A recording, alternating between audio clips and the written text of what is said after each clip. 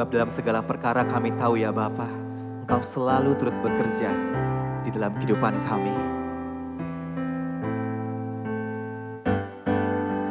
Di tengah luasnya samudra,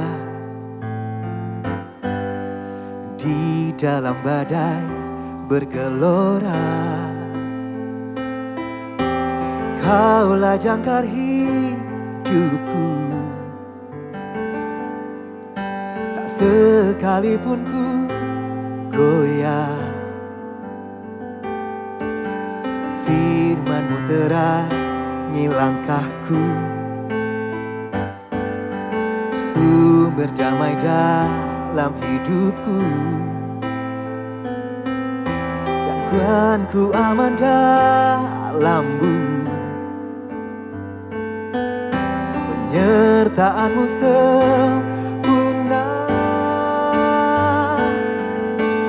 sepasti mentari bersinar, begitu pun janji-Mu. Dalam segala perkara Engkau turut bekerja, firman-Mu terangi langkahku, sumber damai dalam hidupku. Ku aman di dalam-Mu, penyertaan-Mu sempurna, sepasti mentari bersinar, begitu pun janji-Mu. Dalam segala perkara Engkau turut bekerja, perisai pelindungku, batu karang yang teguh, benteng pengharapanku.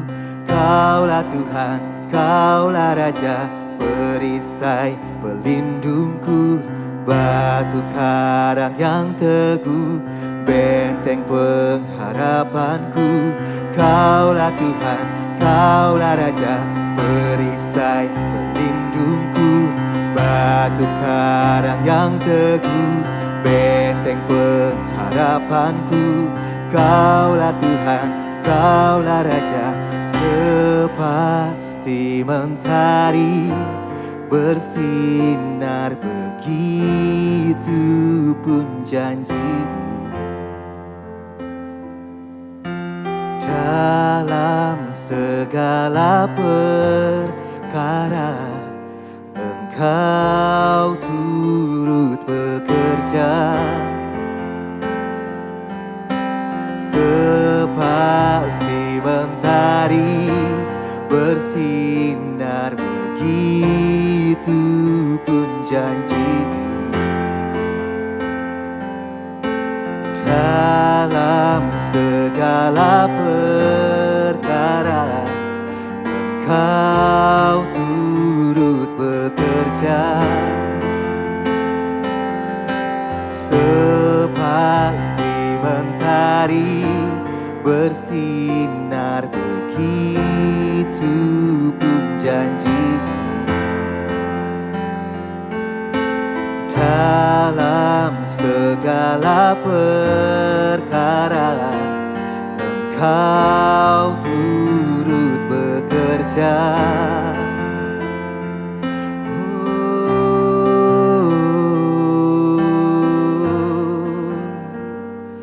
dalam segala perkara Kau turut bekerja, Yesus.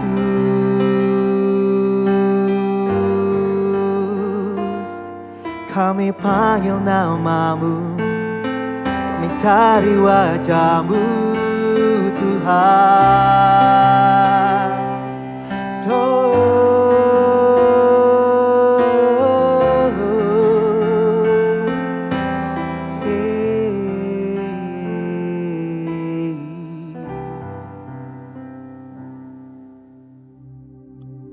Shalom semua, kembali kita sama-sama pada hari ini akan merenungkan kebenaran firman Tuhan.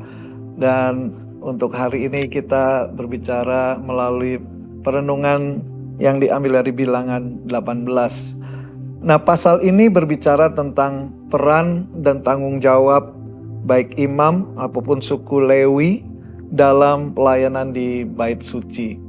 Jadi sebagaimana kita tahu bahwa Tuhan mengatur pelayan-pelayan yang terlibat di dalam rumah Tuhan.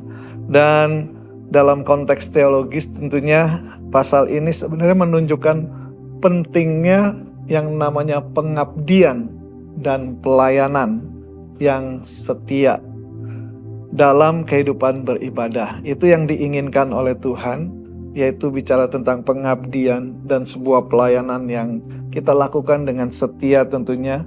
Dan Allah menetapkan suku Lewi ya sebagai pelayan khususnya. Jadi memang itu ternyata dipilih, dikhususkan, yaitu suku Lewi, dan ada satu arahan, instruksi bagaimana mereka harus menerima persembahan dan memberikan persembahan kepada Tuhan.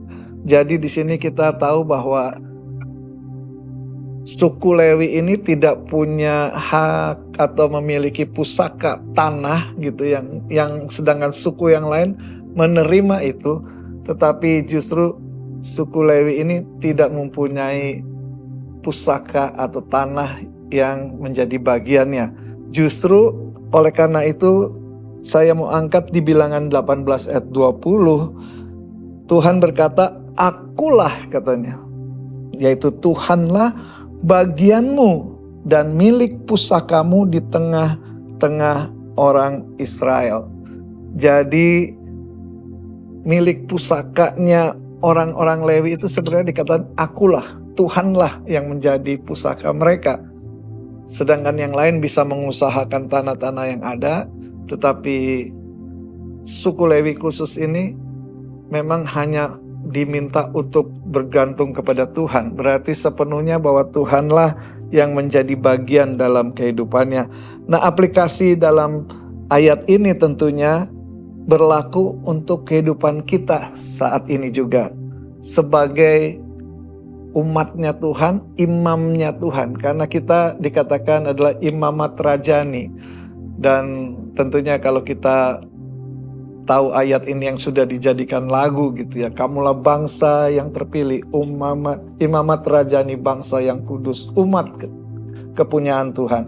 Jadi kita tahu bahwa ini juga sesungguhnya menjadi bagian untuk kita aplikasikan di dalam kehidupan kita. Apa yang kita bisa belajari dari ayat ini adalah yang pertama, kita perlu mengutamakan Tuhan sebagai harta yang terbesar.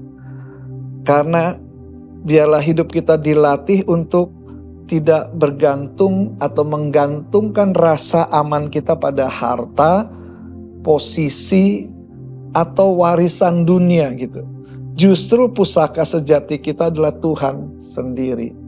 Jadi sesungguhnya kita mendapatkan yang terbaik, terbesar, dan paling hebat, paling mulia. Karena Tuhan sendirilah yang menjadi harta yang sesungguhnya di dalam hidup kita. Boleh dikatakan sumber dari segala sesuatu. Jadi kalau kita memiliki sumbernya, itulah sesuatu yang harus kita syukuri. Utamakan Tuhan tentunya di dalam segala kehidupan kita sebagai harta yang terbesar dan termulia.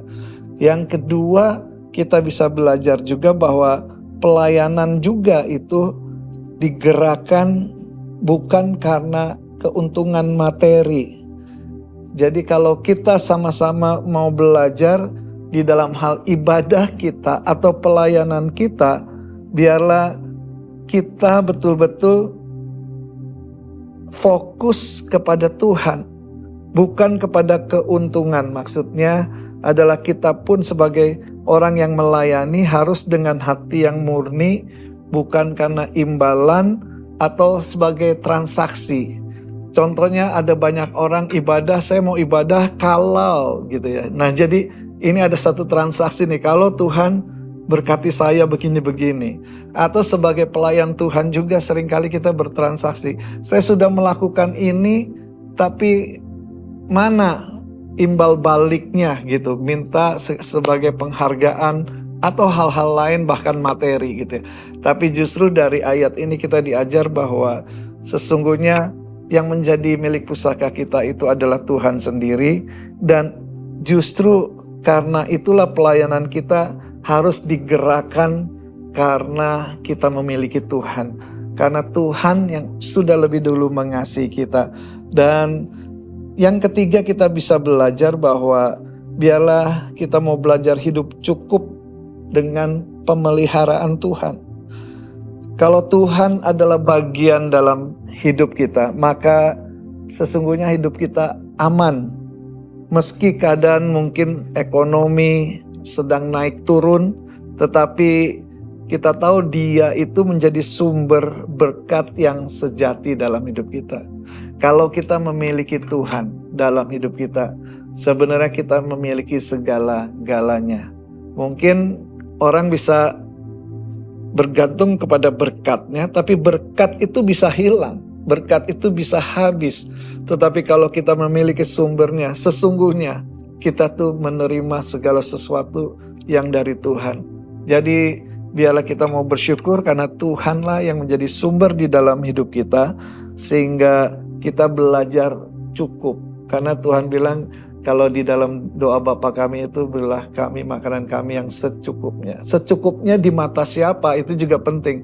Harusnya bahwa kita merasa ini cukup di mata Tuhan. Kalau Tuhan berkati kita, berarti kata Tuhan itu cukup. Sehingga kita harus belajar mencukupkan diri dengan apa yang ada, dengan apa yang Tuhan beri. Yang keempat, kita bisa belajar bahwa identitas kita ada di dalam Tuhan, bukan dalam kepemilikan. Jadi yang memberi nilai hidup itu bukan apa yang kita punya, tetapi siapa yang kita miliki gitu.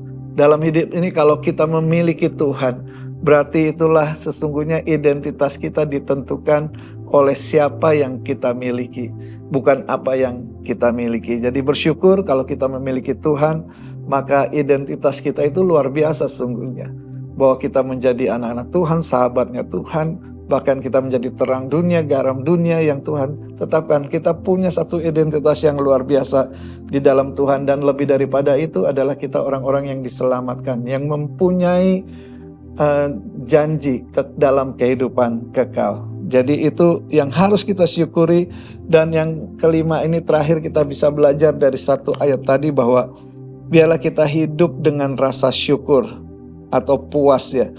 Menjadikan Tuhan sebagai pusaka membuat kita bisa bersyukur dalam segala keadaan. Sebab kita tahu kita memiliki yang paling berharga. Jadi biarlah kita mau belajar, kita selalu bersyukur karena kita menanamkan dalam hati dan pikiran kita bahwa kita memiliki yang paling berharga di dalam dunia itu, yaitu Tuhan sendiri dalam hidup kita. Jadi sebagai penutup, ayat ini menolong kita untuk melihat bahwa upah terbesar dari mengikut dan melayani Tuhan adalah Tuhan sendiri, bukan hal-hal duniawi ya. Jadi biarlah perenungan yang singkat ini boleh membawa kita untuk kita menjadi seperti yang Tuhan inginkan, dan menjadikan Tuhan itu menjadi pusaka yang terbesar, terindah, luar biasa dalam hidup kita. Mari kita berdoa. Bapa dalam surga, kami bersyukur Tuhan kalau sesungguhnya kami memiliki Engkau Tuhan. Di dalam hidup ini Engkaulah yang terbesar yang boleh kami miliki. Karena anugerah Tuhan, maka semuanya itu boleh menjadi bagian dalam kehidupan kami. Sehingga kami memiliki sumber segala-galanya. Oleh sebab itu biarlah kami tidak khawatir untuk perjalanan hidup kami, karena Engkau ada bersama dengan kami. Terima kasih Tuhan. Biarlah kami berjalan dan melangkah di dalam kuat kuasa Tuhan. Haleluya. Amin. Amin. Bilangan 18. Kewajiban dan penghasilan imam dan orang Lewi. Tuhan berfirman kepada Harun, "Engkau ini dan anak-anakmu beserta seluruh sukumu haruslah menanggung akibat setiap kesalahan terhadap tempat kudus. Sedang hanya engkau beserta anak-anakmu lah yang harus menanggung akibat setiap kesalahan yang dilakukan dalam jabatanmu sebagai imam. Suruhlah juga saudara-saudaramu, suku Lewi, suku bapa leluhurmu, mendekat bersama-sama dengan engkau, supaya mereka menggabungkan diri kepadamu dan melayani engkau, apabila engkau ini beserta anak-anakmu ada di depan kemah hukum. Mereka harus melakukan kewajiban mereka kepadamu, dan kewajiban mereka mengenai kemah seluruhnya. Hanya kepada perkakas tempat kudus dan kepada mezbah janganlah mereka mendekat, nanti mereka mati, baik mereka maupun kamu. Mereka harus menggabungkan diri kepadamu dan melakukan kewajiban mereka mengenai kemah pertemuan sesuai dengan segala pekerjaan pada kemah itu. Tetapi orang awam jangan mendekat kepadamu. Dan kamu ini haruslah melakukan kewajibanmu mengenai tempat kudus dan kewajibanmu mengenai mezbah, supaya orang Israel jangan lagi tertimpa oleh murka. Sesungguhnya aku ini telah mengambil saudara-saudaramu, orang Lewi, dari tengah-tengah orang Israel sebagai pemberian kepadamu, sebagai orang-orang yang diserahkan kepada Tuhan, untuk melakukan pekerjaan pada kemah pertemuan. Tetapi engkau ini beserta anak-anakmu harus memegang jabatanmu sebagai imam dalam segala hal yang berkenaan dengan mezbah dan dengan segala sesuatu yang ada di belakang tabir, dan kamu harus mengerjakannya. Sebagai suatu jabatan pemberian aku memberikan kepadamu jabatanmu sebagai imam itu. Tetapi orang awam yang mendekat harus dihukum mati. Lagi berfirmanlah Tuhan kepada Harun, sesungguhnya aku ini telah menyerahkan kepadamu pemeliharaan persembahan-persembahan khusus yang kepadaku. Semua persembahan kudus orang Israel kuberikan kepadamu dan kepada anak-anakmu sebagai bagianmu.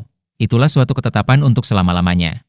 Inilah bagianmu dari segala persembahan-persembahan yang maha kudus itu, yaitu dari bagian yang tidak harus dibakar, segala persembahan mereka yang berupa korban sajian, korban penghapus dosa dan korban penebus salah, yang dibayar mereka kepadaku. Itulah bagian maha kudus yang menjadi bagianmu dan bagian anak-anakmu. Sebagai bagian maha kudus haruslah kamu memakannya. Semua orang laki-laki boleh memakannya. Haruslah itu bagian kudus bagimu. Dan ini pun adalah bagianmu. Persembahan khusus dari pemberian mereka yang lain, termasuk segala persembahan unjukan orang Israel. Semuanya itu kuberikan kepadamu dan kepada anak-anakmu laki-laki dan perempuan bersama-sama dengan engkau. Itulah suatu ketetapan untuk selama-lamanya. Setiap orang yang tahir dari seisi rumahmu boleh memakannya. Segala yang terbaik dari minyak dan segala yang terbaik dari anggur dan dari gandum, yakni yang sebagai hasil pertamanya dipersembahkan mereka kepada Tuhan, aku berikan kepadamu. Hulu hasil dari segala yang tumbuh di tanahnya yang dipersembahkan mereka kepada Tuhan adalah juga bagianmu. Setiap orang yang tahir dari seisi rumahmu boleh memakannya. Semua yang dihususkan bagi Tuhan di antara orang Israel menjadi bagianmu. Semua yang terdahulu lahir dari kandungan segala yang hidup, yang dipersembahkan mereka kepada Tuhan, baik dari manusia maupun dari binatang, adalah bagianmu. Hanya haruslah kamu menebus anak sulung manusia. Juga anak sulung binatang yang najis haruslah kamu tebus. Mengenai uang tebusannya, dari sejak berumur 1 bulan haruslah kau tebus menurut nilainya, yakni 5 shikal perak ditimbang menurut shikal kudus. Shikal ini 20 gram beratnya. Tetapi anak sulung lembu, domba atau kambing janganlah kau tebus. Semuanya itu kudus. Darahnya haruslah kau siramkan pada mezbah dan lemaknya kau bakar sebagai korban api-apian menjadi bau yang menyenangkan bagi Tuhan. Tetapi dagingnya adalah bagianmu sama seperti dada persembahan dan paha kanan. Segala persembahan khusus, yakni persembahan kudus yang dipersembahkan orang Israel kepada Tuhan, aku berikan kepadamu dan kepada anak-anakmu laki-laki dan perempuan. Bersama-sama dengan engkau, itulah suatu ketetapan untuk selama-lamanya. Itulah suatu perjanjian garam untuk selama-lamanya di hadapan Tuhan bagimu serta bagi keturunanmu. Tuhan berfirman kepada Harun, di negeri mereka engkau tidak akan mendapat milik pusaka dan tidak akan beroleh bagian di tengah-tengah mereka. Akulah bagianmu dan milik pusakamu di tengah-tengah orang Israel. Mengenai Bani Lewi, sesungguhnya aku berikan kepada mereka segala persembahan persepuluhan di antara orang Israel sebagai milik pusakanya, untuk membalas pekerjaan yang dilakukan mereka, pekerjaan pada kemah pertemuan. Maka janganlah lagi orang Israel mendekat kepada kemah pertemuan, sehingga mereka mendatangkan dosa kepada dirinya, lalu mati, tetapi orang Lewi, merekalah yang harus melakukan pekerjaan pada kemah pertemuan dan mereka harus menanggung akibat kesalahan mereka. Itulah suatu ketetapan untuk selama-lamanya bagimu turun-temurun. Mereka tidak akan mendapat milik pusaka di tengah-tengah orang Israel, sebab persembahan persepuluhan yang dipersembahkan orang Israel kepada Tuhan sebagai persembahan khusus. Kuberikan kepada orang Lewi sebagai milik pusakanya, itulah sebabnya aku telah berfirman tentang mereka. Mereka tidak akan mendapat milik pusaka di tengah-tengah orang Israel. Tuhan berfirman kepada Musa, lagi haruslah engkau berbicara kepada orang Lewi dan berkata kepada mereka, apabila kamu menerima dari pihak orang Israel persembahan persepuluhan yang kuberikan kepadamu dari pihak mereka sebagai milik pusakamu, maka haruslah kamu mempersembahkan sebagian daripadanya sebagai persembahan khusus kepada Tuhan, yakni persembahan persepuluhanmu dari persembahan persepuluhan itu, dan persembahan itu akan diperhitungkan sebagai persembahan khususmu, sama seperti gandum dari tempat pengirikan dan sama seperti hasil dari tempat pemerasan anggur. Secara demikian kamu pun harus mempersembahkan sebagai persembahan khusus kepada Tuhan sebagian dari segala persembahan persepuluhan yang kamu terima dari pihak orang Israel. Dan yang dipersembahkan daripadanya sebagai persembahan khusus kepada Tuhan haruslah kamu serahkan kepada Imam Harun. Dari segala yang diserahkan kepadamu, yakni dari segala yang terbaik di antaranya, haruslah kamu mempersembahkan seluruh persembahan khusus kepada Tuhan, sebagai bagian kudus daripadanya. Lagi haruslah engkau berkata kepada mereka, apabila kamu menghususkan yang terbaik daripadanya, maka bagi orang Lewi haruslah hal itu dihitungkan sebagai hasil tempat pengirikan dan hasil tempat pemerasan anggur. Kamu boleh memakannya di setiap tempat, kamu dan seisi rumahmu, sebab upah mula itu, untuk membalas pekerjaanmu di kemah pertemuan. Dan dalam hal itu kamu tidak akan mendatangkan dosa kepada dirimu, asal kamu menghususkan yang terbaik daripadanya. Demikianlah kamu tidak akan melanggar kekudusan persembahan-persembahan kudus orang Israel, dan kamu tidak akan mati.